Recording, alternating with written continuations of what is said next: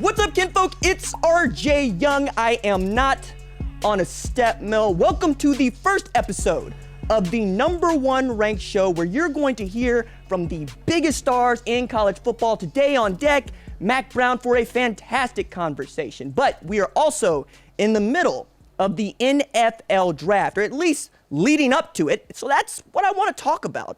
In less than 2 weeks, the NFL draft will be upon us. And as college football fans, we'll celebrate many of our guys fulfilling a lifelong dream to be selected by NFL teams. But this is a college football show, and we know team fit matters as much as individual talent does. We also know each year the NFL draft is a function created to reward the worst teams with the best available players. It's why a guy like Trevor Lawrence is all but assured selection by a franchise who lost more games last season than Lawrence lost across his high school and college football careers combined. In college alone, Lawrence was 34-2 as a starter. Wins might not be a quarterback stat, but it doesn't hurt to have a guy labeled as a winner as your signal caller. It's why many folks are rooting for Mac Jones, Trey Lance, or if you're like me, Justin Fields' selection to the 49ers. That team at least played it in a Super Bowl 2 years ago, and boasts a head coach many believe is an offensive mastermind on par with Lincoln Riley, Ryan Day, and Andy Reid. It's why many folks, from BYU fans to college football casuals, are already begging the New York Jets to change up the get down or just, select a non-quarterback. We want Zach Wilson at a club where we know he can succeed. And the Jets have shown year after year that they ain't it. Wilson is the kind of guy who drove for DoorDash to pay for gas money. Then he went 18 for 18 for 317 yards with 4 touchdowns against Western Michigan, only to find out 2 days later he needed to have surgery to repair a torn labrum in his shoulder. It's the kind of injury that threatened to end Drew Brees' career before he became who he is. In 2019, Wilson threw an interception against Toledo and then ran down the pickpocket for the tackle, only to break the thumb on his throwing hand. Doctors put pins in the thumb and threw it into a cast. By the time he was released to play 5 games later, his thumb had atrophied, making his grip weaker on the ball. He played the last 4 games of the season anyway. And last year, he led BYU to an 11-1 record in a pandemic. The Cougars finished number 11 in the AP poll, their highest finish since 2009, and their first one-loss season since 1996, when BYU head coach Kalani Sitake was just a BYU fullback. Look, there are a few good reasons not to select Wilson at number 2. Like, his competition over the last 3 years wasn't that great. Many of his best games have come against teams we all believe BYU should stomp a mud hole in and walk dry. He can't escape his injury history, and those questions of durability, and yeah, we have very little idea whether he can withstand the harsh glare of the New York media, especially coming from a place like Provo, where they are decidedly pro-Wilson. But those points feel moot because it ain't up to us. The Jets have declared their intentions for a quarterback. They traded Sam Darnold to Carolina, and they have all but drooled over the prospect of selecting Wilson with the 2nd overall pick. If that is indeed what the Jets decided to do, Mr. Wilson's walking into a job tougher than keeping Dennis the Menace on the straight and narrow. And we haven't done a whole lot of picking on Wilson, and I think that's for good reason. We acknowledge he ain't the Jets' problem. Allow me to show you who he is. Do you remember this guy, Darnold? Do you remember when folks were saying with a straight face that he should have been the #1 overall pick in 2018? That he was good enough to flip the Cleveland Browns into a winner? That he was far and away a better prospect than Lamar Jackson and Josh Allen? That New York radio legend Mike Francesa said that New York City would one day belong to Darnold? Hey, bruh, I think we can all appreciate the vote of confidence, but it was never happening. And it's not because of Darnold. Since 1996, Pro Football Talk pointed out, the Jets have fielded 12 starting quarterbacks who have led their teams in pass attempts and starts for a season, and only 4 of them have finished their stints in New York with winning records at the end of their respective seasons. Their names: Neil O'Donnell, Vinny Testaverde, Brett Favre, and Mark Sanchez. It means no one since Sanchez has come out of New York a winner. Not Geno Smith, not Ryan Fitzpatrick, not Josh McCown, and not Darnold. In fact, those 12 Jets QBs are combined 180 and 220 over the last 25 years. And it seems the Jets were at least ahead of the curve in this one way. They'll ship a quarterback out just as soon as they don't believe he's any good, a trend the rest of the NFL has caught on to. From 2009 to 2016, there have been 15 quarterbacks selected in the top 10. None of those quarterbacks are still playing for the teams that drafted them. During this offseason alone, we've seen the Rams and Lions punt and then swap on their first-round draft picks at quarterback, and both of those dudes were taken number 1 overall. We've seen Dak Prescott, a quarterback selected in the 4th round, wind up in a perfect storm raining down 4 years, $160 million on his head like he's Magic Mike at Magic City. We've seen the Patriots re-up with Cam Newton and Drew Brees leave a job that is likely going to be won by Jameis Winston, a.k.a. Mr. 30 for 30, or Taysom Hill, a.k.a. Go-Go Gadget quarterback. The team in Washington told Alex Smith, you don't have to go home, but you can't stay here, just so they could see if there's any Fitzmagic left to rub on a franchise that's won 3 division titles during this century and who counts Kirk Cousins among its best franchise quarterbacks ever. We've seen Tyrod Taylor signed again, and now we're likely about to see Tyrod Taylor start again. Jalen Hurts so good that Wentz is in Indy, while Jimmy Garoppolo is staring down the Niners drafting his replacement. The Chicago Bears named a QB1 none of their fans asked for, and the Mississippi Minshew is about to get pushed out by a Clemson quarterback who is a dead ringer for Ronnie Bass. What I'm saying is the QB carousel is a lot, and it's moving at a speed that was once unheard of. So you can see why this is as aggressive a year to draft quarterbacks as we've ever seen. It's also a nod to the modern emphasis put on selecting a QB in the first round. In 1984, Boomer Esiason was the first quarterback selected with the 38th overall pick.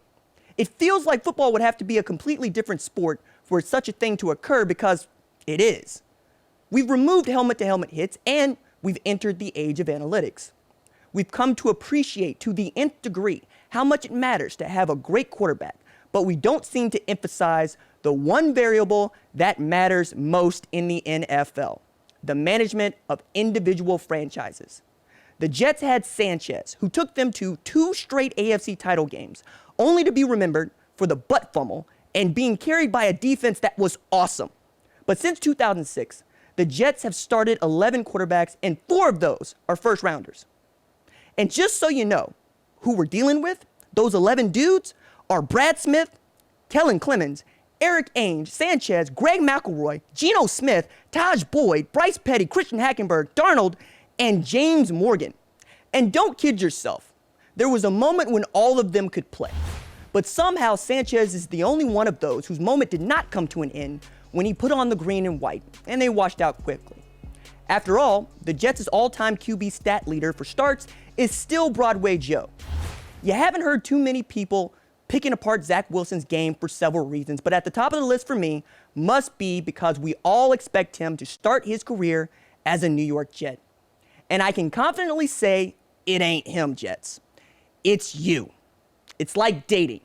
You got to fix yourself before you're good enough for anyone else. Now, I know the reason many of you are here.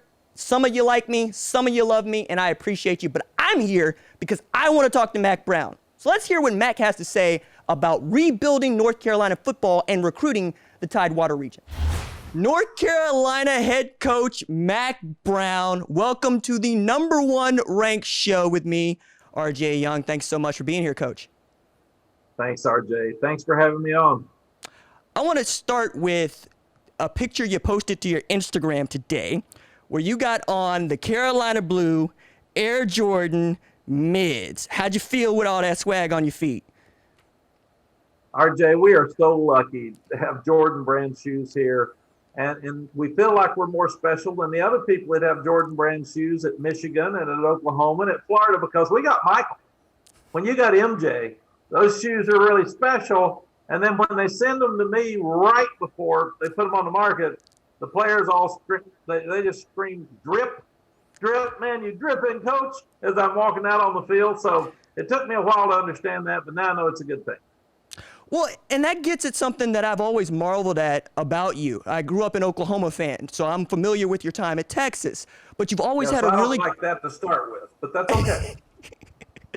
You've always had a really great way of identifying with your players. And I got to point it out, you turned 70 in August. How are you continuing to keep up with us?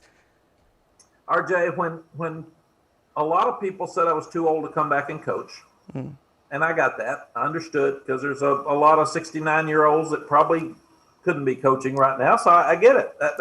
But they said I couldn't coach because there's a communication gap and a generation gap, and they kept talking about the generation gap. And what I've learned is it's not about the generations, it's about communications.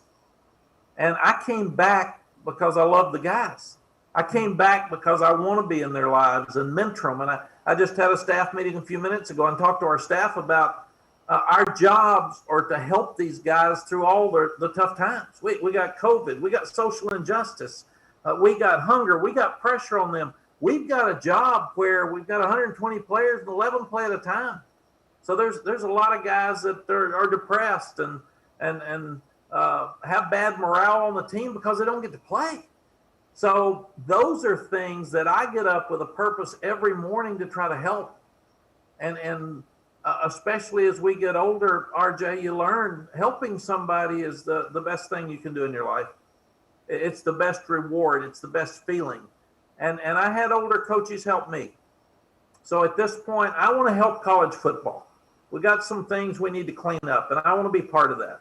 I want to help young coaches have an experience like I've had, but mostly I want to take the prized possession of every parent by taking their children and helping them grow and helping mentor them and helping them teach me. When we were going through all the social justice stuff, I learned so much. I didn't even realize I was white privileged. But I am. I got money. I've never been stopped by a police officer. I've never been shot at. I've never been yelled at. I've never been arrested. That's white privilege. So when the guys are talking to me, they said, Coach, why don't you talk more about race? And I said, I'm not around racism. Our program doesn't have any racism. Inside our walls, inside our bubble, everything's perfect. If the world was like our little world, we wouldn't have any issues. But you guys need to tell me what you need said. Because I can say what you can say when you can't say it. You may not get drafted. You might not get a job when you get out of here. One of our assistant coaches of color said, Coach, I'm not LeBron James, man. I can't say it. I said, okay, tell me what to say. I'll say it. And they said, well, you'll get in trouble for saying it. No, I said, I'm going to say it because it's right and it's fair. And I think, RJ, that's the reason it works. I'm very direct with our guys. I listen and learn. I have a purpose every morning, and I'm loving what I do. And so many coaches right now are miserable across the country because they're worried about getting fired, and they're worried about getting beaten. They're worried about what somebody's going to say about them. I got lucky that I was with ESPN and ABC for 5 years, and I learned that the media have hard jobs. You got to figure out something that people don't know that you can talk to them about. And that doesn't mean you're trying to get me fired. It doesn't mean you're after me. You're trying to get somebody to listen to what you say. So I'm in a much better place right now than I've ever been in coaching. Well, Coach, you mentioned your players coming to you with their hopes, their dreams, their concerns. What are some of the things that you have learned from this generation of player that is important to them? Well, I learned that a person of color might be afraid to let their children drive a car, which is awful. I mean, it's unheard of. I learned that when I go in a store and a person of color goes in the store, that they might watch them because they're afraid they're going to steal something. They're not going to watch me because I'm white. I've learned when I go to dinner with a friend, and it happens to be a black friend, that they're going to hand me the check, and they're not going to hand the check to the black person because they don't think they have money. I love what Emmanuel Acho's doing with his podcast. And I've learned by listening to Emmanuel about, he used to say, he went to St. Mark's and people would come up to him and say, you talk good for a black guy. And they were trying to be nice and positive. So I've learned that, RJ, all of us need to be more sensitive, and we need to embrace people's differences. So I've learned to do that. Even if you're telling me something you believe in that's totally opposite than what I believe, that's okay. Maybe I can learn from you. Maybe I disagree with you, but that's okay too. And I'm also learning that I'm learning to have more fun. I didn't have enough fun when I was here before at North Carolina. I didn't have enough fun at Texas. I was always wanting to win the national championship. I still want to do all those things, but I want to have fun doing it. And I think it's a lot better. When we played SC in the national championship, I had a mom call me and say, "You don't have enough fun on the sideline." And I said, "Mom, I'm working. I'm busy." And she said, "Yeah, but Pete Carroll's working too, but he smiles and he laughs." So if I was going to have my son play for somebody, I would want to have my son play for Pete Carroll because he laughs and has more fun than you do.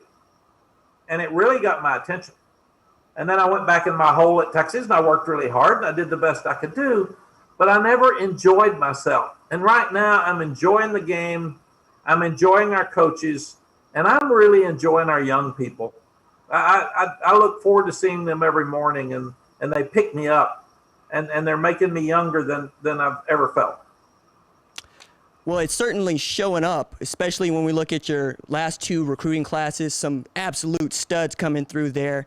And I want to touch on those kids, but first I wanted to ask you about the importance of recruiting what I call the Tidewater region, what I think many people call the Tidewater region, where you went up there, you got Tony Grimes. You've been able to recruit there historically. Your first stint at North Carolina had a bunch of dudes from that region that came through North Carolina and helped you win a bunch of football games. What do you think it is about that region of this country that is so good at putting some of the best athletes we've ever seen into college football and into the pros? Well, there's great football in that area. Dre Bly is one of the best players I've ever coached. He's in the College Football Hall of Fame. He's from there. Dre taught me 757, which is obviously the area code there. 2 up and 2 down, which is Virginia, has some great players. So we actually count the Tidewater like it's in state. And in our staff meeting a few minutes ago, I was telling Dre, can you recruit anybody that's not 757? And he said, "Oh, Coach, 757's good, man. They're special up there." So there's a tremendous amount of pride. There's great football. And then when you get a guy, we had Daz Newsome from there, who's a great receiver. We've got Cam Kelly, who's an outstanding safety from the 757. But then we get Tony Grimes, who's a 5-star defensive back. And it gets the attention of all the other kids because they're going to wonder, why did Cam Kelly come? And why did Tony Grimes come? And what's happening in modern day, RJ, you need to be the cool place to be. And if people see you having fun and your players are your best recruiters, if Cam Kelly and Tony Grimes are having a blast, then they're going to tell the other kids, "Come here, man. This is cool. This is fun." And what you're seeing is real. It's not, they're not making this stuff up because I want us, we've got 4 things we want to do. I want us to have more fun than any other college football team in the country. And it sounds facetious, but it's really true. I want us to graduate every young person that comes here because that'll help them later on more than anything else. I want us to win all the games because that's a goal that we have. Get in the college football playoff, win the ACC. You got to beat Clemson, who's really good. They're better than most people. So that's a huge task. But and then win the national championship. And then fourthly, and it's a big part of this, I want each young person to be better prepared for life after football when they get out of here. And that's something that we can do. And I do think, RJ, at an older age, I can look back and see the goals that I have for these young people that maybe when I was 45, I was so worried about everything else that I said those things, but I'm not sure I spent as much time doing those as I needed to. And that's why I feel like I have an opportunity to help these guys now. Coach, you mentioned Tony Grimes a couple of times, and I wanted to ask you about him in particular because his story for me is remarkable. How do you deal with a kiddo that wants to reclassify in football, show up on campus in August, and can play meaningful snaps for you? How did you make that work academically and then on the football field? Well, you go back and look at COVID, and the only thing about COVID is everything that we thought was real is not. And everything that we think is the norm is not. And the only thing that's the same about COVID is change. So North Carolina decides not to play high school football in the fall. They're going to play in the spring. Virginia decides not to play high school football in the fall. They're going to play in the spring. So Tony and his dad and mom call us and say, can we reclassify? And we start looking at it. The credit should really go to Deion Glover, Tony's dad, because he's the one that looked at it. He felt it coming early enough that he had Tony take the needed classes in the summer so he could enroll. And Tony's a tremendous student. So all of that worked. And then, of course, I've got the concern that we've got a senior in high school that's coming in here. He's not old enough. He didn't go through spring practice. He hadn't been through summer workout. I don't know if he's been working out. Is he going to come in here and be homesick? He's never been away from home. And he's very mature. He's very smart. His dad understood that we started him slow and worked him in on some special teams and did some other things. But then he starts the last 4 games, and he's going to be one of the best cornerbacks I've ever coached.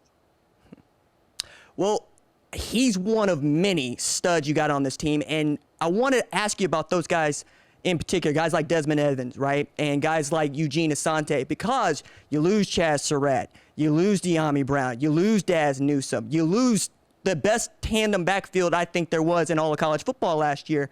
Who are some of the guys that you were looking to, hey, it's your time now, step up, we need you to go win? Well, you said it first is Eugene Asante. I'm so proud of him. He backed up Chaz Surratt, who will be a high draft pick, and didn't play a whole lot, but he was on all special teams. He kept his mouth shut. He's sending a great message to all you young people out there that are the second teamers. Be prepared when you step up.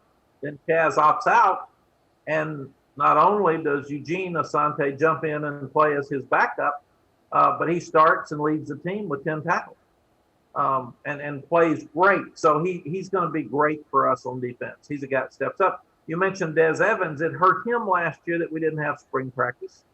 We really weren't sure what we were doing in the summer with COVID workouts.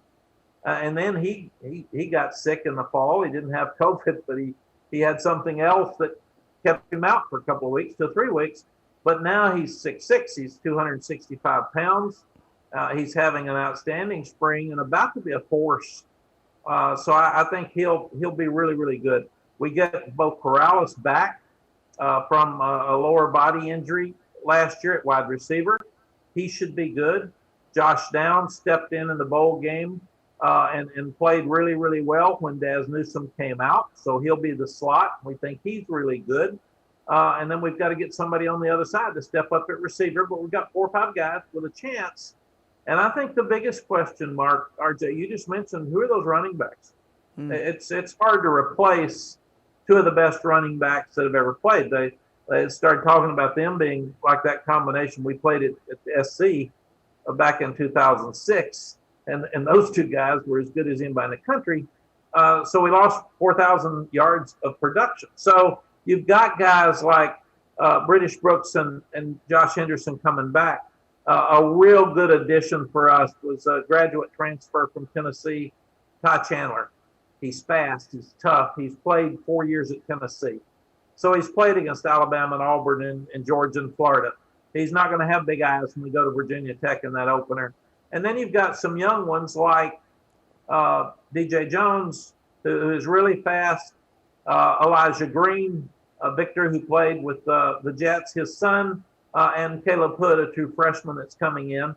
And then we've got another freshman coming in, Kamara Edmonds, which is at Havelock, and he'll be here in June. So we've got enough guys at receiver, but we got to replace De'Ami Brown and Daz Newsome. We got enough guys at running back, and you're not going to replace the 2 running backs we had, but we've got to be good, and we've got to get everything we got out of those guys. So the next 6 days of spring practice, we've really got to try to separate our receivers and our running backs so we can know who we've got going into summer practice and the off-season stuff in the summer to get ready to play in the fall. The one guy that we haven't mentioned so far is the one guy that I think nobody has any questions about at all. That's quarterback Sam Howell. The first question I have for you about him is, do you think the comparison to Baker Mayfield is fair? Now your Oklahoma's coming out. Hey, hey, hey, I can see that. I see you got a Permian jersey. I got to think of Roy Williams, my Roy Williams Yes, from sir. out in Odessa, Permian, and we go back. We lost Cedric, but when you start looking at what Ced Benson did, he was one of the best to ever play. Oh my God, I love Cedric Benson. Yeah, I think that comparison's good. I've also compared him to Colt McCoy because he's so accurate. But Baker Mayfield did an outstanding job in high school. He won at Tech. He won at Oklahoma. He wins the Heisman, and now he's doing wonderful things with Cleveland. And I think he's built like Sam. He competes like Sam. And Sam's accurate with the big arm. Sam doesn't say a whole lot, but he's learning to lead better. And he's a guy that leads because he's a hard worker and he's a great student. He's really smart. He's so dedicated. I think Sam's in this office more than I am. So I see him over every day. I ask, he has no hobbies and he's finally got a girlfriend, but I asked him last year at Valentine's Day, what, you got a date? And he says, yeah, Madden. I get along with Madden really well. Madden and I are going to do good tonight. And I'm going to beat him and then I'm going to be happy. Well, to follow up on that then, right? I've always thought of this third year as being the most important for many of these guys, not just for the NFL, but from a maturation standpoint. I look at a guy like Sam Howell and I say, this is the most important year of his career because so much is on him. Do you think that putting all these expectations on that quarterback, even knowing what he has accomplished, is fair? I do. And he can handle it. He grew up expecting to be the quarterback at North Carolina. This is where he wanted to be his whole life. He saw himself being here. So it's not pressure to him. It's pride to him. And it's what his expectation was. And he wants to be a first-round draft choice, which I think he will be with a good year. He wants us to win all the games. We've got a chance to be really good. You know, this is kind of a new world for us. It's a new role. Last year we were fifth in the country early, and we go to Florida State and lay an egg. So we weren't ready to be the fifth team in the country, but we got better at the end of the year. We beat Miami, and then we lose to A&M, who's fifth, and Notre Dame, who's second. So we're kind of climbing around in that neighborhood a little bit. But we're in the top 10 in a lot of preseason polls. And I've constantly talked to Sam and our guys about that's really cool and that's really nice, but you're going to have to prove it. And congratulations to you. You've raised the standard. Now live up to it. And I think that's the way we're practicing. These guys are practicing hard. They're competing against each other. It helps Sam that we're getting better on defense because he sees a really good defense every day. And it helps our younger receivers that need to come on, that they're playing against the Tony Grimes and Kyler McMichaels and Storm Ducks that have played for 2 or 3 years now. And they're playing bump against them and they're pushing them and shoving them. And so when you can practice against really good competition every day, it has a chance to make you better. And Sam being such a great leader. Sam's our best leader on offense. Jeremiah Gemmel is an outstanding linebacker. He's our best leader on defense. And those guys have lifted everybody else up. Coach, you're the elder statesman among those coaches now, with Roy Williams announcing his retirement just weeks ago. What are some of the things that you learned from Roy, and what things have you been able to impart to Hubert as he takes over this role? Yeah. First, RJ, I love Roy. I grew up with him. He and Coach Smith here. So Roy and I worked together, and Coach Smith only spoke 4 times. Roy and I spoke 71. So we got to spend a lot of time together in that first year. Coach Smith said, when you start winning, you won't have to speak as many times either. So I got it. Coach Smith, Coach Guthridge, who was Coach Smith's right-hand guy, and Coach Williams, all had very similar philosophies, and they taught me so many things. They're always positive about their program, but they're always together. It was one, and it was like one heartbeat. And that North Carolina basketball family is really, really strong.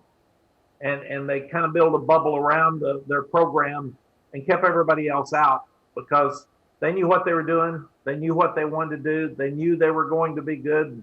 Coach Guthridge used to say when we'd lose some great basketball players, he said, Coach Smith didn't graduate. He's coming back, so we're going to be okay. And Roy was the same way. And the other thing they taught me, which is really interesting, and this is a lesson I've lived with, and I think it's really helped me in coaching probably more than anything else. I asked Coach Williams one time, why do you guys win so much? What's the secret? Give me something you do that's really special. And he called it PT. They called it playing time. And he said, we all have to do a great job of making sure that when your starter gets tired, and your backup is going to be better for 10 plays than your starter, you got to get the starter out and make sure that the backup has 10 plays of playing time. And that's when you're good. Give your great player a rest, and he'll be better when he comes back in. And you've got to find the number of plays that the backup can play better than the starter when the starter's a little tired. And that makes so much sense because we all have to have depth. We create depth to get better for the next year with roster management. We create depth so we don't get tired in the fourth quarter. This year, Notre Dame and Texas A&M beat us down in the fourth quarter because they were more physical than we were. We got tired. We gave out. So we got to play more people. We got to get stronger. But then the last part of that is you have to cure injuries when everybody's fresh that they're in the game, and you have better team morale when more guys are playing. So I think as much as anything else, and then Coach Smith and Coach Guthridge and Coach Williams were always so humble. They always bragged on the other team. And that's something I learned from them with that question. So Bubba Cunningham, the athletics director, comes to me a week or so ago when Coach quit, and I'm at practice. I know Bubba's on the basketball committee. He's supposed to be in Indianapolis. He's walking over to me, and I'm thinking, this is strange. And then when he says, I got some bad news, I'm thinking somebody's hurt, somebody's dead. I mean, it's awful. And then when he told me that Coach had decided to retire, it really got me. And I think it got me because I know how much he loves coaching. I know how much he loves basketball. And they didn't finish like he wanted to. And I want him to finish happy, and I want him to be at a great point. But he said a few things. He said that right now, me and my style is not the guy that needs to be here leading this team. And I've got such great respect for him because he felt like it was time for change. It was time for somebody else. And then he stepped up for Hubert. Well, Hubert's a great friend of mine. I love watching him play here when I coached here before. And everybody told Hubert he couldn't play here. And he's one of the best players we've ever had. Everybody told Hubert he couldn't be a great pro, and he was the number one draft choice, and he hit 44% of his threes. So every time you tell Hubert he can't do something, he's going to jump up and show you. And now some people said, well, they shouldn't have hired assistants here. They should hire a head coach, and they should bring in more experience. Hubert hasn't got enough experience. You better look out. Hubert's going to take off, and he's going to kill it. He's smart. He's got a great personality. The players love him. He's a tremendous recruiter. He's been here for a long time working for Coach Williams. So he'll take what Coach Williams, Coach Smith, and Coach Guthridge taught him, but then he's going to be him. He's going to be himself. And he'll continue to do a great job recruiting this wonderful brand. But you look out, Hubert Davis is going to be a name that when all this is finished, we're all going to be talking about what a great decision they made at North Carolina. And Hubert Davis is one of the best coaches around. I appreciate that, Coach. I really do, especially the part about playing time, because having depth in this sport is becoming so necessary. And when I look at the teams that are winning consistently, they go top to bottom. And that leads me to this question. How do you convince your kids to continue to stay on? I mean, I'm going to quote you back to yourself, kiss your babies at night because they might be in the portal tomorrow. How do you convince your kids that Carolina is the place where they need to be for the rest of their lives? It's such a great question, RJ. And our coaches asked me earlier this spring, how do we coach now with a portal? I yell at him, he's leaving.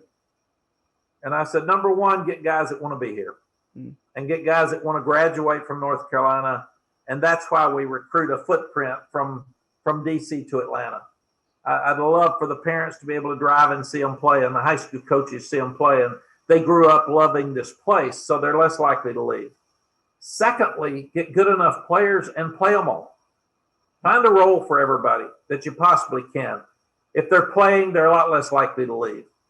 and then still you're going to have some leave. But we've approached that differently too, RJ. We've said, if you're not starting and you want to start, and the player ahead of you is much better than you are, or if you think that you're better than him and we don't, then, and you want to leave, let us help you. Don't get angry. Don't have bad body language. Don't get mad about it. Let's fix it. And if you want to go, we're going to help you go. So we'll have that very uncomfortable conversation. It's not working for what you want it to work for. We'd love for you to stay, but you're going to play a third of the time. You're not going to beat out the guy right now in front of you. You're behind a great player, and we're getting much better players every day. So if that's the deal, let's find you the right place to go. Where do you want to go? Let's have that conversation. I'll call the coaches. I'll talk to them, because we've said we want to have fun and we want you to be happy. And if you're not happy here, let's don't be mad. Let's don't pout. Let's don't get angry. Let's find you the place where you can be happy. And then we'll get you in the portal and help you go wherever you want to go. And that's what we've done. And right now it's really working. We have happy players. I appreciate you saying that, Coach. RJ, you got to be transparent, and you can't fake it. You got to tell them the truth. And that's the other thing. At my age, I can be really direct. And I can be one-on-one with them. I used to laugh at Coach Paterno and Coach Bowden and say, y'all can say anything you want because they think you're old enough. Nobody's going to question you. So at least I'm at that point now. I'm going to say what I think.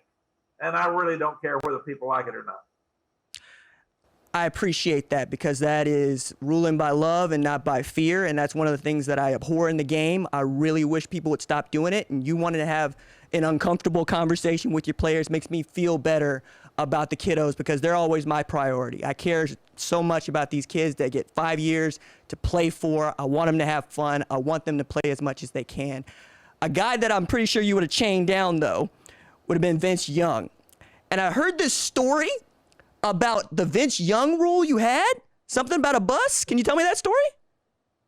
I'm not sure which story it was. There are a whole lot of Vince Young stories.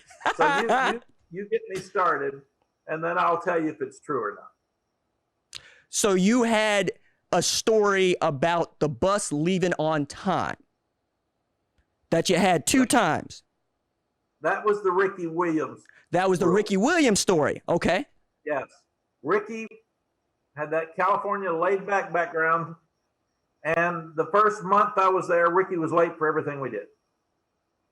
So I brought Ricky in and said, listen, you're selling all the tickets.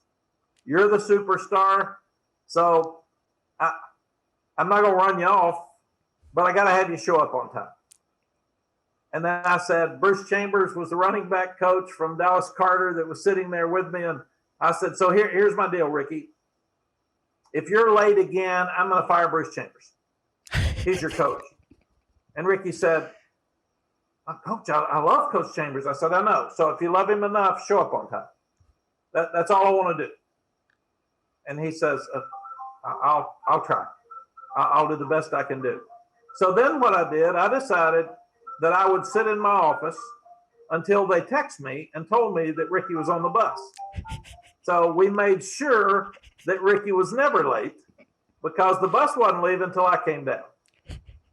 Now, we also had a time where I told Sally, my sweet wife, I said, sweetie, when that bus leaves, that bus is leaving. So if you're not on it now, get you a cab. Get Uber because we're going. And then we're at Oklahoma State and Ricky's on the bus. We're all on the bus. And I said, okay, let's go. We're driving off and the president of the university is walking out. I didn't see him. He missed the bus. We get to the stadium and Sally comes up and says, you left the President Faulkner. And I said, got me on time, man. Bus leaves when we say it's going to leave. So Ricky was the only one that could slow that bus down. Now, our Vince story, RJ, is we're in 2005, there's some music that's being played in the locker room. And there's some words in it that I didn't think that the women should hear and our president should hear. So I bring Vince in and I said, Vince, you need to help me, man. I can't have that music being played with our president coming in or my wife or the coaches' wives or the female trainers or And he said, well, coach, if we can't use those words, then it's got to be instrumental. And I said, what a great idea. We'll be the only team in America that plays instrumentals in pregame. So he played instrumentals, and to this day he laughs about it. But then, of course, he sang all the songs. Anyway, but they weren't played there. We also had a deal with Corey Redding, who was our great defensive end. And Corey said, we got to take our music with us on the road. Because I told him, he said, we've got to have this music at home. We can't play without music. And I said, well, you don't have any music on the road. So he says, take music on the road. So we're playing Missouri, and we hire a band, or we get a big speaker. We get our own music. The guys have their music. So on the sideline at Missouri in pregame, we're actually playing our music. We're blasting it. And the kids are loving it. Well, I get reprimanded after the game by the Big 12 because I didn't know, and they didn't tell us. I don't think there was a rule that you couldn't play your music on the opposite sideline when you're on the road. So now they have a Mack Brown rule that you cannot take your music with you on the road. So we had a lot of things we learned at Texas together. North Carolina head coach Mack Brown, thank you so much for spending some time with us here today on the number one ranked show with me, RJ Young. Coach, I wish you much success in the upcoming season, and I hope you guys get out of the rest of this spring unscathed and injury-free. Thanks so much. Thank you, RJ, and good luck to everybody. I hope we're nearing the end of COVID, and it's been so hurtful. We've lost lives, we've lost jobs, we've had hungry kids.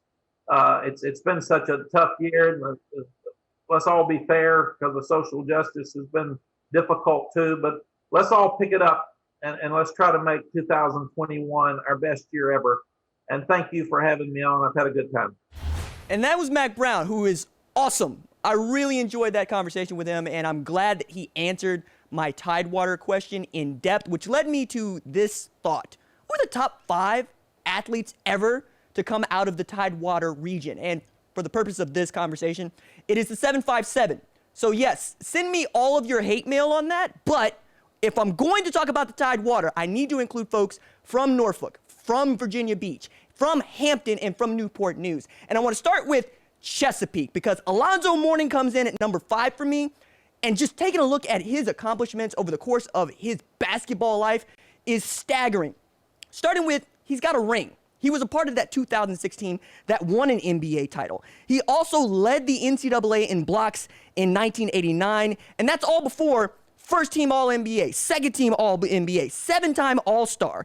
And then we're talking about a guy who won National High School Player of the Year before getting to play for the legendary John Thompson at Georgetown, a 6'10" center, the last of the real stalwart fives in the NBA, and perhaps the most memeable man of all time. My thanks to you, Alonzo. I use that GIF all the time. And then at number 4, Gabby Douglas, the first black woman to win a gold medal representing the United States in the 2012 London Olympics. She's part of 2 world championship teams. And to think about that sort of an athlete coming out of Newport News when I'm so used to talking about basketball, football, baseball is ridiculous. Like, what is in the water in the 757? At number 3, Lawrence Taylor. All right, so it's making sure that I was right in checking this, but there have only been 2 players on the defensive side of the ball to win NFL MVP, and the last one to do it is LT. Also went to UNC. To wear that number 56 is to say that you are playing the position like he played the position.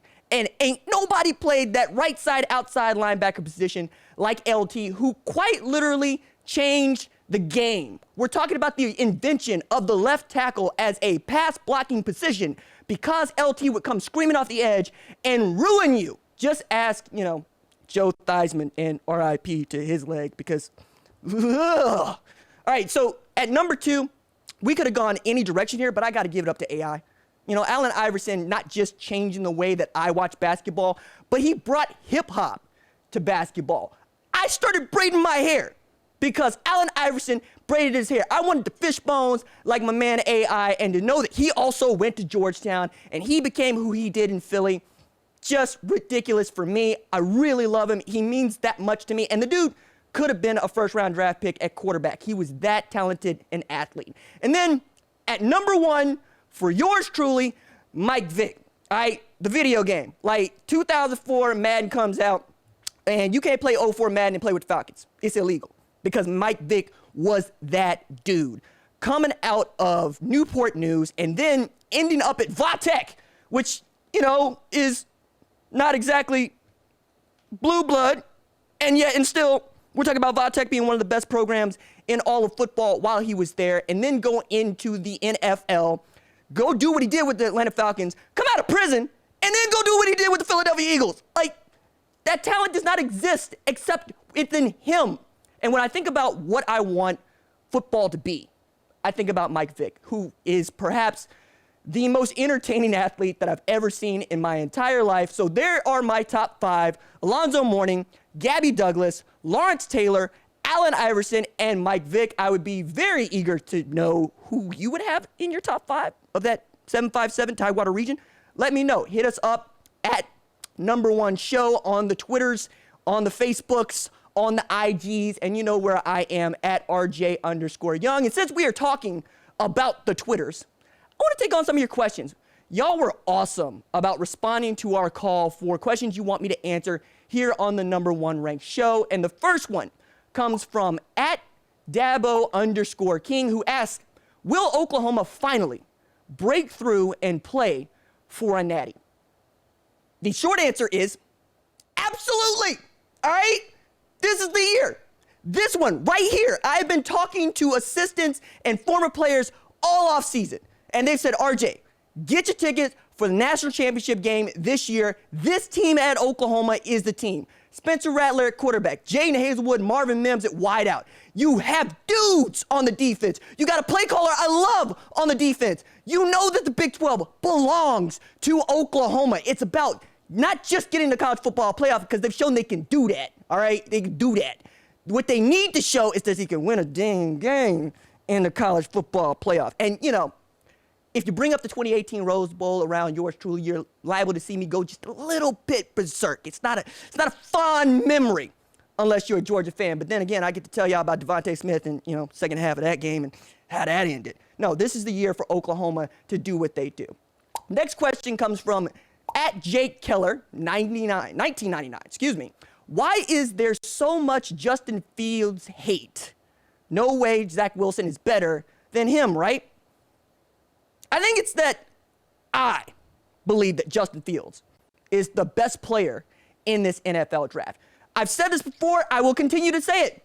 Fields, for me, is the number 1 overall pick. I get that you really like Trevor Lawrence, and for me, it's always been a Pepsi taste test. You like Coke, you like Pepsi. They're both very, very good. Here, we rather enjoy Dr. Pepper. But I'm going to take me some Justin Fields here because they don't make them big and fast and strong like that dude. It's one thing to be 6'3". It's another thing to be 225. It's quite another to be able to launch a football 70 yards over the mountains. But when you throw in a 4.44 40-yard dash for a quarterback, what are we talking about? Draft my man Justin Fields, all right? I already hear you. RJ, 40-yard dash does not matter when we're talking about quarterback. But it don't hurt none, all right? Go get the best athlete to play quarterback for you. And for me, Justin Fields is that guy. All right, time for one more question. This one comes from at N. Normand Jr. What player do you think will have a breakout year that no one sees coming? All right, I don't know about no one sees coming, because if you are the kind of person that listens to this show, you like to see everybody coming. But my answer for you is Brian Robinson, tailback at Alabama, who spent the last 4 years playing behind Najee Harris and has never had more than 96 carries in any one season. And knowing just how prolific Najee was in that offense last year with 251 carries and one of the best seasons and careers, honestly, that we've ever seen from a tailback, I'm buying all the stock I can in Brian Robinson and what he's going to be able to do for Alabama. We'll see how much Bill O'Brien keeps of last year's offense, but I am sure Brian Robinson Jr. is going to feature in it. All right, that is our show. Congratulations to all of us for making it through this first episode. I hope that it was surreal and fun for a lot of you, but please hit us with a 5-star review, all right? Leave us a review, like write what you like and don't like about the show. Give us some ideas about what you want to see in the show, who you would like me to talk to next, and we will see y'all in a couple of days. That is it for us. Deuces.